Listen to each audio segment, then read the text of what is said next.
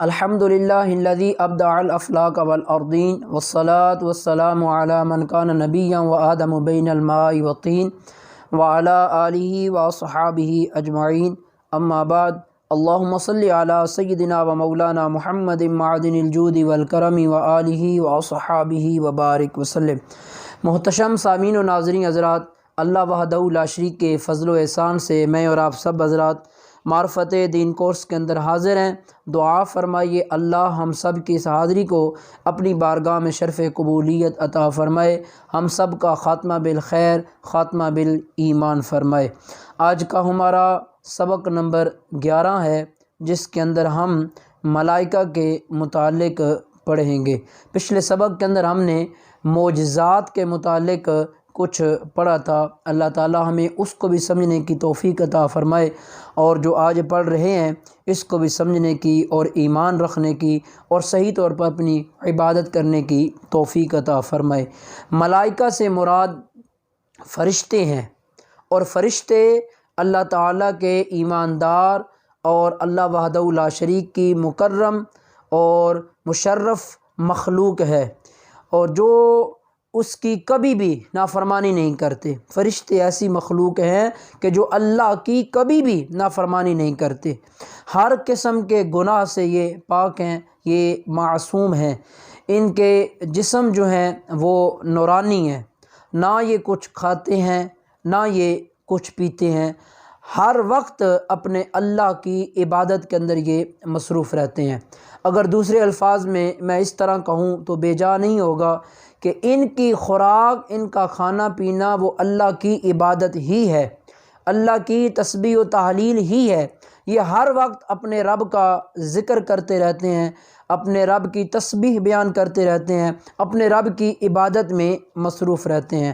اللہ وحدہ لا شریک نے انہیں یہ قدرت دی ہے کہ جو شکل یہ چاہیں یہ اختیار کر لیں۔ یہ اللہ نے ان کے اندر قوت، یہ پاور رکھی ہے کہ جس شکل کو یہ چاہتے ہیں یہ اختیار کر لیتے ہیں اللہ کی توفیق سے۔ جداگانہ کاموں پر یہ مقرر ہیں، مختلف قسم کے کاموں پر، امور پر ان کی ذمہ داری اور ڈیوٹی اللہ وحدہ لا شریک کی طرف سے لگائی گئی ہے۔ بعض فرشتے جنت پر، بعض فرشتے دوزخ پر، بعض فرشتے آدمیوں کے عمل لکھنے پر، بعض فرشتے روزی پہنچانے پر، اور بعض فرشتے پانی برسانے پر، بعض فرشتے جو ہیں وہ ماں کے پیٹ میں بچے کی صورت بنانے پر، بعض فرشتے وہ آدمیوں کی حفاظت پر، بعض جو ہیں وہ روح قبض کرنے پر، بعض فرشتے قبر میں سوال کرنے پر، بعض جو ہیں وہ عذاب پر، بعض فرشتے رسالت مآب صلی اللہ تعالیٰ علیہ وآلہ وسلم کے دربار اقدس کے اندر مسلمانوں کے درود و سلام پہنچانے پر، انبیاء کرام علیہ السلام کے پاس وحی لانے پر۔ الغرض ہر فرشتہ اپنے اللہ کی لگائی ہوئی ڈیوٹی کو پورا کر رہا ہے، جو اللہ نے اس کی ذمہ داری اس کو سونپی ہے، اس کو پورا کرنے میں ہر وقت وہ کوشاں ہیں اور اس کو وہ مکمل کر رہے ہیں۔ تو مختلف ڈیوٹیاں ہیں، ذمہ داریاں ہیں، مختلف کاموں پر یہ فرشتے مقرر ہیں جو اللہ وحدہ لا شریک کی طرف سے مقرر کیے گئے ہیں، تو یہ اپنے کام سر انجام دے رہے ہیں۔ ملائکہ میں سے اللہ وحدہ لا شریک کے 4 مقرب فرشتے، 4 عظمت والے فرشتے، باقی سارے فرشتوں سے وہ 4 فرشتے ہیں۔ وہ ایک فرشتہ سب سے بڑھ کر عظمت اور فضیلت کے جو لائق ہے وہ حضرت جبرائیل علیہ السلام، حضرت میکائیل، حضرت اسرافیل اور حضرت عزرائیل علیہ السلام۔ یہ 4 ایسے فرشتے ہیں کہ جو اللہ کے مقرب ہیں، باقی بھی مقرب ہیں لیکن ان کا مقام اور زیادہ ہے، ان کی عظمت باقی فرشتوں سے اعلیٰ ہے۔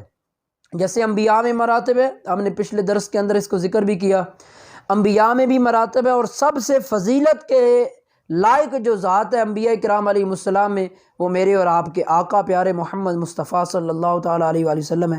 تو فرشتوں میں سب سے زیادہ مقرب اور مکرم اور عظمت کے لائق جو فرشتہ ہے وہ حضرت جبرائیل علیہ السلام ہے، جو کہ ہمارے پیارے آقا احمد مجتبیٰ صلی اللہ تعالیٰ علیہ وآلہ وسلم کے در کے غلام ہیں۔ فرشتے انسانوں کو نظر نہیں آتے، مگر جنہیں اللہ تعالیٰ چاہتا ہے وہ فرشتوں کو دیکھتے ہیں۔ انبیاء کرام علیہم السلام فرشتوں کو ملاحظہ فرماتے ہیں، ان سے کلام کرتے ہیں۔ قبر کے اندر مردے جو ہیں وہ بھی فرشتوں کو دیکھتے ہیں، وہ جب سوالات کے لیے آتے ہیں تو وہ فرشتوں کو دیکھتے ہیں۔ اور بھی جس شخص کو اللہ چاہے، جس کے متعلق اللہ کی منشا ہو، اسے یہ طاقت دے دے کہ وہ فرشتوں کو دیکھ لیتا ہے، لیکن عام ہر شخص فرشتوں کو نہیں دیکھ سکتا۔ ہر شخص کے ساتھ، ہر بندے کے ساتھ نیکی اور بدی لکھنے والے علیحدہ علیحدہ فرشتہ مقرر ہیں۔ جیسا کہ مشہور ہے، ہم بھی بچپن سے یہ سنتے آتے ہوتے ہیں کہ ایک دائیں سائڈ پر فرشتہ ہوتا ہے، ایک بائیں سائڈ پر ہوتا ہے، تو دائیں سائڈ والا نیکیاں لکھتا ہے، بائیں سائڈ والا بدیاں لکھتا ہے۔ تو یہ اللہ نے ان کی ذمہ داری لگائی ہوئی ہے۔ اور رات کے فرشتے جو ہیں وہ الگ ہیں، دن کے جو ہیں وہ الگ ہیں، ان کی ڈیوٹیاں ہیں۔ فرشتوں کی تعداد کتنی ہے، ان کی تعداد کسی کو معلوم نہیں، اللہ ہی بہتر جانے ان کی کتنی تعداد ہے۔ اتنا ہے کہ فرشتوں کی تعداد بہت زیادہ ہے، یہ کثیر تعداد کے اندر ہے۔ اور ان پر ایمان رکھنا کہ اللہ کی مخلوق ہے اور نورانی مخلوق ہے، یہ معصوم ہے، گناہوں سے یہ پاک ہیں، ہر وقت اپنے اللہ کا ذکر، اس کی تسبیح، اس کی عبادت میں مصروف رہتے ہیں، یہ مومن ہونے کے لیے لازم اور ضروری ہے۔ جو بندہ فرشتوں کے وجود کا انکار کرے، منکر ہو، تو وہ دائرہ اسلام سے خارج ہو جاتا ہے، اس لیے کہ یہ اسلام کی بنیادی باتوں میں سے ایک بات ہے کہ فرشتوں پر ایمان رکھنا کہ یہ اللہ کی مخلوق ہے اور نورانی مخلوق ہے، معصوم ہے، گناہوں سے یہ پاک ہیں۔ تو ان پر ایمان رکھنا یہ مومن ہونے کے لیے لازم اور ضروری ہے۔ یہاں یہ بھی عرض کروں گا کہ کوئی دنیا دار شخص، کوئی ایسا شخص جب کسی کی کوئی مدد کر دیتا ہے تو گناہوں سے وہ اگرچہ کتنا ہی بھرا ہوا کیوں نہ ہو، تو اسے کیا جاتا ہے، یہ تو فرشتہ آ گیا، یہ تو ایسا ہو گیا۔ ان باتوں سے بھی اجتناب چاہیے، یہ اللہ کی ایک مخلوق ہے اور مقرب مخلوق ہے، تو ہر ایرے گہرے کو ان کے ساتھ تشبیہ دینا میں اپنے ناقص علم کے مطابق سمجھتا ہوں کہ یہ درست نہیں ہے۔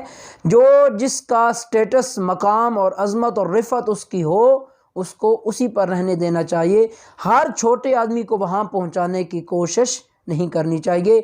اللہ تعالی ہم سب کو اپنی صحیح طور پر عبادت کرنے کی توفیق عطا فرمائے، آمین، بجاہ النبی الکریم وعلی آلہ واصحابہ اجمعین۔